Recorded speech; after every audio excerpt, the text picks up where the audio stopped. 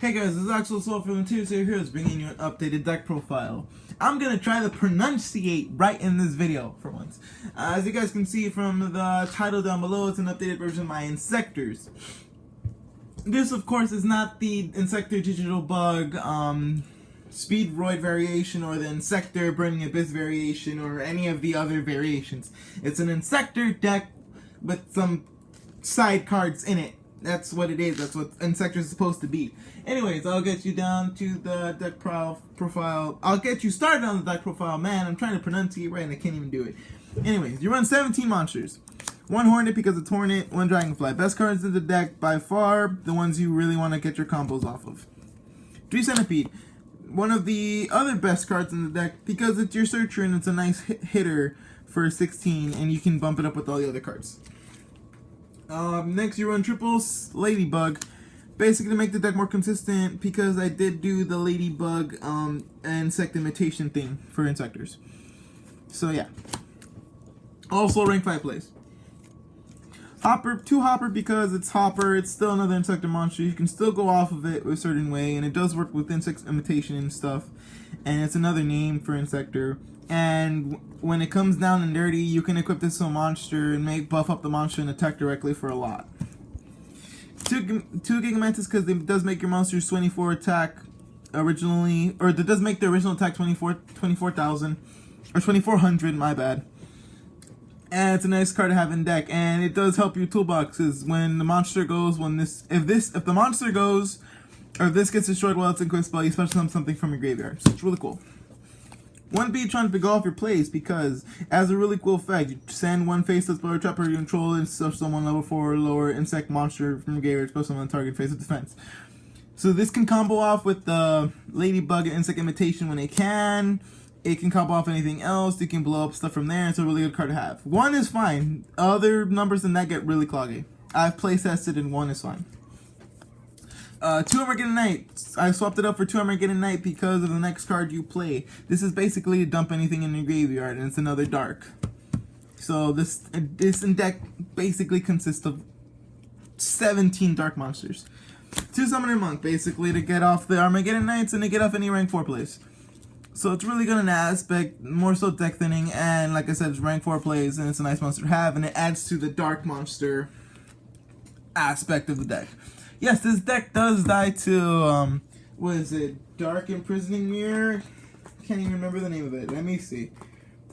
It does die to Shadow Imprisoning Mirror, but, like I said, this is just a deck I made for fun, and I'm updating for fun. So yeah, next on spells, you play 15 spells. Originally the 2 swords, because they're really cool. Swords are swords, so you can go off your place from there. Basically, recycle or toolbox anything from graveyard. 2 Axe still, because Axe is a really good card. You attack, your opponent can't activate trap cards, and does give your monsters an 1,000 boost, and it's another searchable spell card. So it's really cool. Like I said, 3 Insect Imitations, pretty much tribute 1 monster, special 1 insect monster a level higher. So it works really well with the deck. Triple MST, because MST is good in this deck, you can combo off your own things, and I prefer MST in this deck rather than the Twin Twisters. So, yeah. 2 Alert Darkness. These were originally Pod Duality, but you special summon a lot more. So pretty much this is to keep 1 card in your extra deck alive and to plus off 2 from there. It does become dead sometimes, so you do run the summon. It does become dead, or sometimes you do get wary, or like sometimes you don't want to use this, so you have the Summoner Monk to like pitch it off, or you can plus off the 2 from there and do something from there, and that's why you run an entirety of dark monsters. Should at least ensure to keep this alive a bit, and you do have a couple monsters to banish, so you can plus off from there. And of course the 1 Foolish because it's foolish, the 1 Soul Charge because it's Soul Charge is really good in that kind of staples. Raigeki to blow up fields. So yeah. Next you run 8 traps. Of course, triple file full rebirth. Again, better than Call Hunters in this deck. If they MST, you can chain it, then summon the monster stays. This also gives your monster 100 attack and defense boost, and it does increase the level by 1, so it can help you go into rank 5, 4, and 3 plays in this deck's case. So it's really good to have. Next, 3 Quaking Mirror Force. because Quaking is a good card. It leaves it, you can worry less about having your monsters be destroyed. This stops potential OTKs.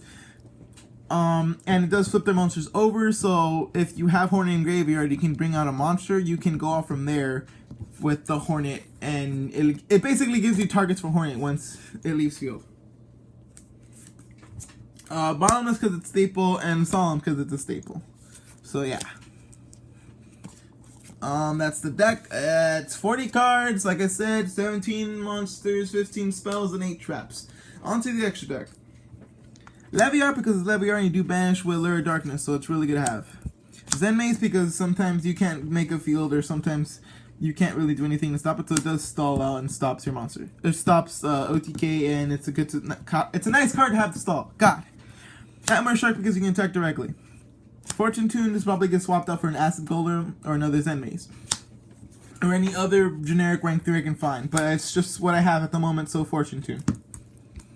Those are the 3s. Abyss Dweller because it's Abyss Dweller. Castell because it's Castell. Daigusto Emerald because it's Daigusto Emerald. Diamond Crab King. Diamond Crab King is a really good staple and a lot of people are using it. I probably will bump this card up to 2 in this deck because it's such a good card to have and it's a really easy card to make. Master Keeper because you can make it, and Silent Honor because you can make it and it does screw over your opponents. It basically says, give me your monster. So it's really good. Those are the 4s.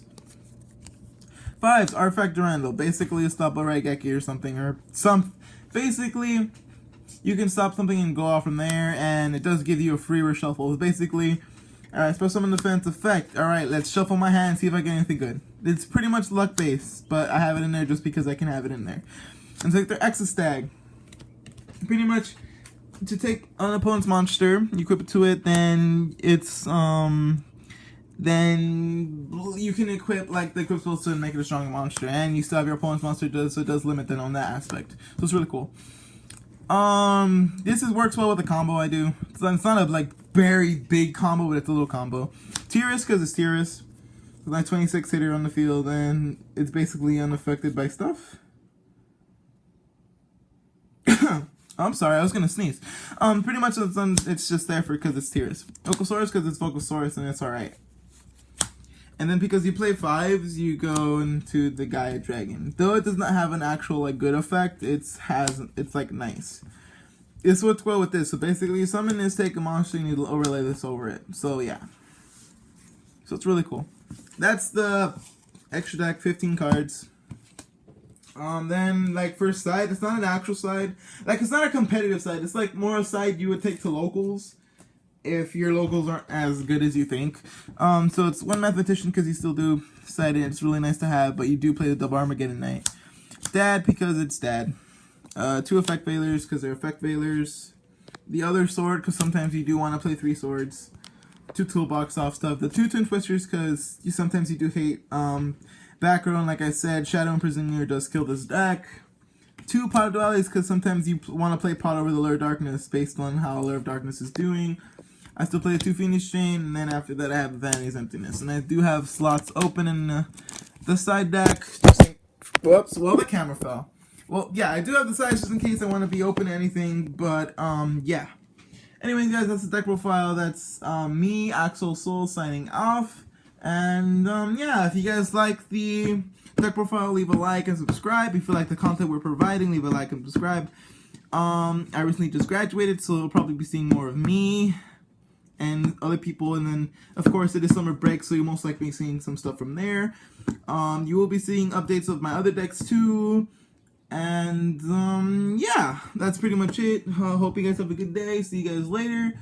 Oh, and leave any descriptions and any suggestions down in the description below, because I am open to suggestions. Again, I am just playing with this deck, and this is what I'm playing at the moment. Again, it's not very necessarily competitive in that aspect. Yes, it can beat meta. Yes, it can do a bunch of things, and yes, it can go off. This is just what I play because I want to play it this way.